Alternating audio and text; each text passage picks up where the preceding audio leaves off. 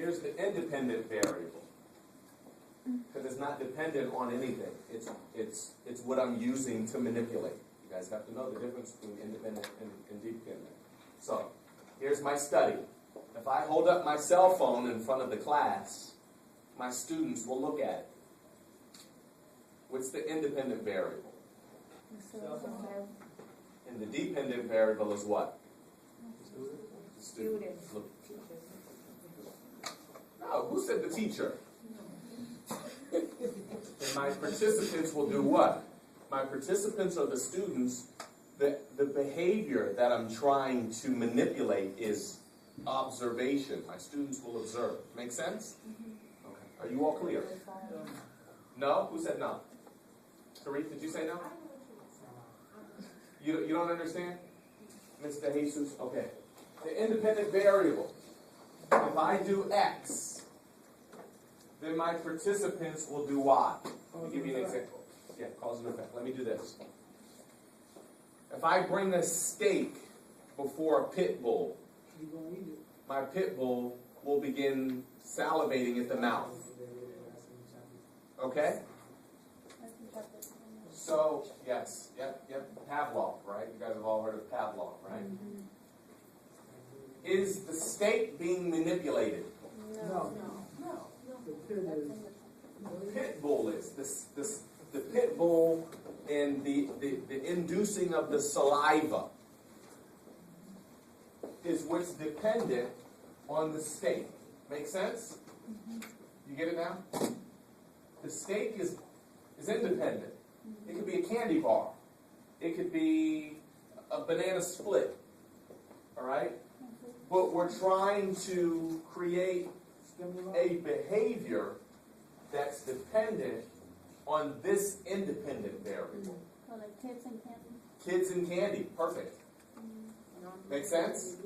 So when we say it's dependent, it's responding to this manipulative variable. Make sense? That's independent because it could be changed or altered at any time. All right? Yeah. All right? So what is that? Unconditional stimulus? The steak? Yes. All right? So we're going to get to that now. All right? Independent and dependent variable. The type of dog and the level of fear. All right? Here you have a, what does that look like? A beagle? Anybody have a dog? Sorry. Look like a beagle? Cute dog, right?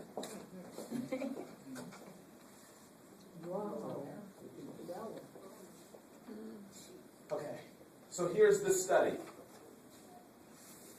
Which one produced more fear in us? Cute little beagle puppy?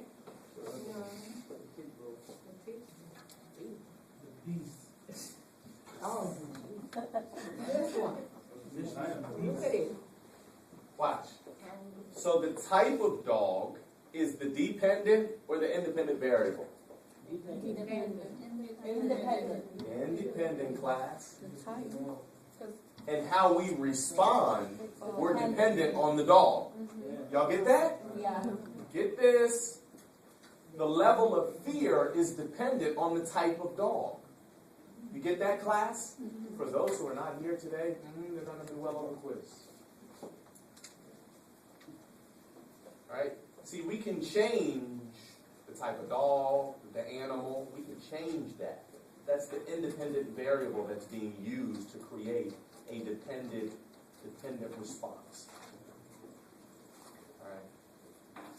Independent and dependent variables. Yes. Okay. Independent and control groups, random assignment. They're used for independent and control groups and random assignment. What else? In the random assignment or looking at the sample size or experimental or control groups, independent and dependent variables are used. All right? So we would take a sample group and we would look at how these different random groups or experimental groups respond to the different levels to the different types of dog. right? So we would take a sample, and then we would measure fear with the different dogs from our sample. Make sense? Okay. What's a single blind study?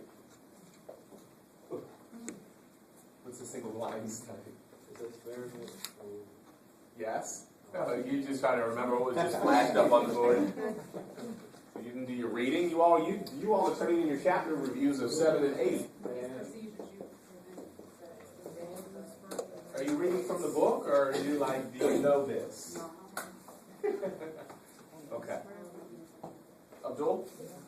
When only one person knows what's going on, I guess that would be like the person giving the experiment. Okay.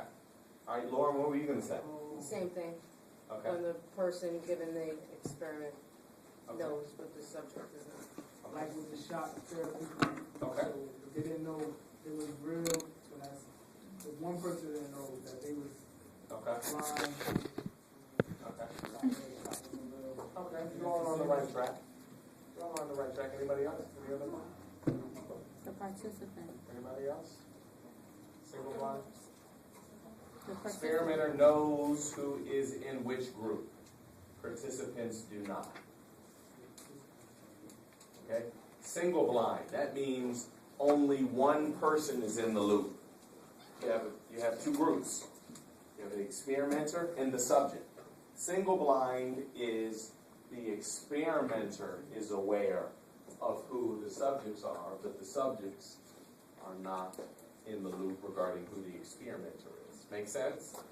So when you all are buying food or buying whatever or buying vitamins and it says, this is a highly rated vitamin, it's been tested and researched for years, and we use the famous double-blind study. Why do you think the double-blind would be more effective or perceived as being more accurate than the single-blind? First of all, what do you think the double-blind would be? The experimenter and the participant. Abdul? Neither one knows. Yeah. So it's like you can't influence. Yes. You can't taint the findings. I can't pick my subjects. We both don't know. I don't know who my subjects are going to be, and my subjects don't know who the tester is going to be. That's why in law school and medical school, you take exams without your name. You take your exams with your social security number or your student ID number. Because if, Professor Kobe likes Wasim and just, thinks he's really cool, and I see his name on the paper or the final, then I can be biased towards Wasim. But in law school, in business, well, not in business school, in law school and medical school, you take an exam and your professors don't know who you are most of the time. It's just, they're grading work and not personality and charisma and whether or not, Wasim's sister and I are married, right? Right? That can't come into play when I'm grading his exam. All right, a double-blind study is the opposite. Neither experimenter nor participants know who's in which group.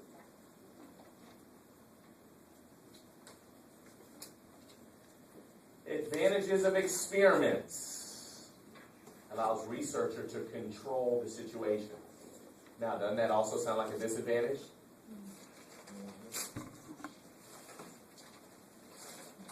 If it's not managed, right?